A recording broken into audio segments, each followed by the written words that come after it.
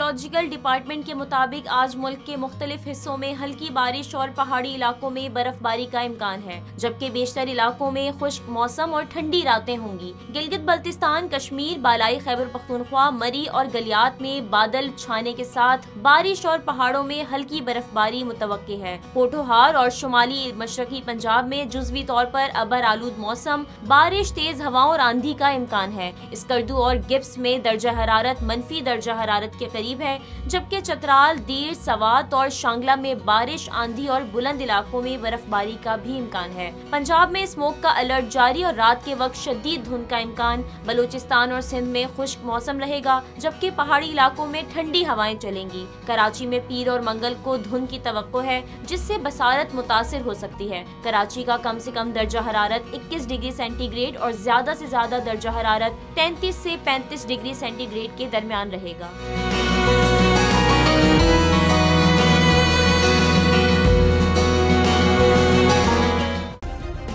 Subscribe करें और bell दबाएं ताकि कोई खबर रह न जाए।